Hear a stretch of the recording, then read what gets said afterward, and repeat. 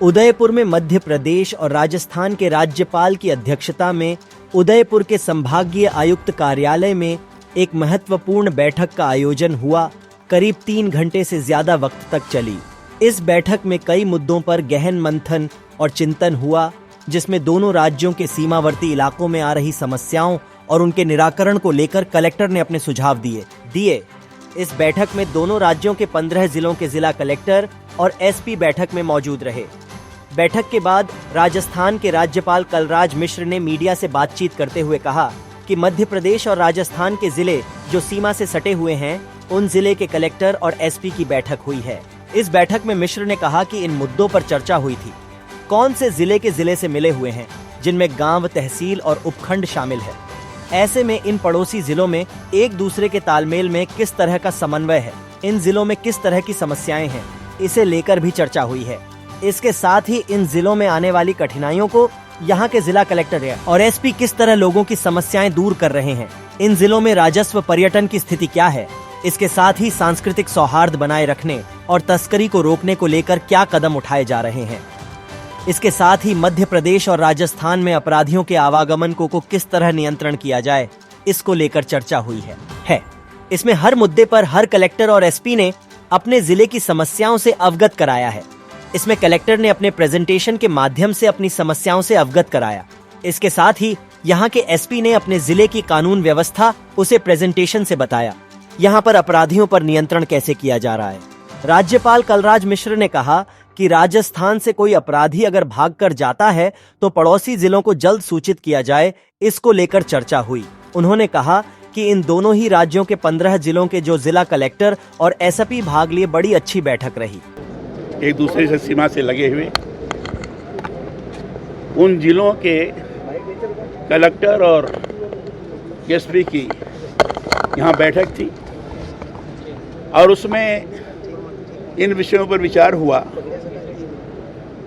कि कौन से जिला किससे मिले हुए हैं, कितना हिस्सा, कितने गांव, कितनी तहसीलें दूसरे प्रदेश के जिलों से मिली हुई हैं और वहाँ परस्पर समन्वय की स्थिति क्या है।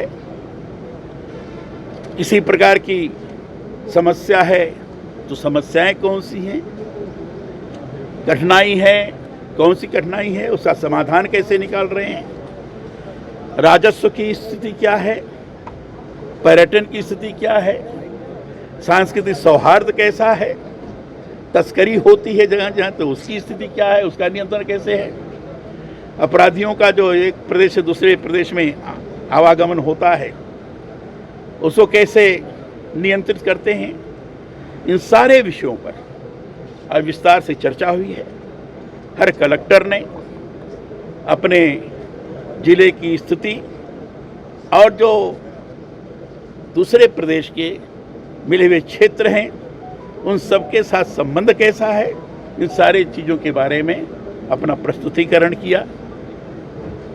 एसपी ने वहाँ की कानून व्यवस्था की स्थिति क्या है, इसके बारे में पूरी चर्चा की। अपराधियों पर नियंत्रण कैसे किया जा रहा है, इसकी भी चर्चा की। प्रभावी तौर पर हम दूसरे प्रदेश के जो जिले हैं उनको हम समय पर सूचित कर दें कि अमुक अपराधी यहाँ रहा है, यहाँ वहाँ गया, तो उसको भी कैसे किया जाए। इस सारे विषयों पर विस्तार से चर्चा हुई है और बड़ा समाधान कारक चर्चा रही है। और मुझे लगता है कि ये जो भारत सरकार की तरफ से, ये तरह से भारत के प्रधानमंत्री जी की तरफ से ये कहा गया है कि राज्यपालों के माध्यम से भी विभिन्न क्षेत्रों का समुचित तौर पर सर्वेक्षण किया जाए, देखा जाए क्या हो रहा है। ये सारी चीज़ें आज हम लोगों ने देखा है और इसी ढंग से सारी चीज़ें चलेगी, ऐसा मुझे पूरा विश्वास है।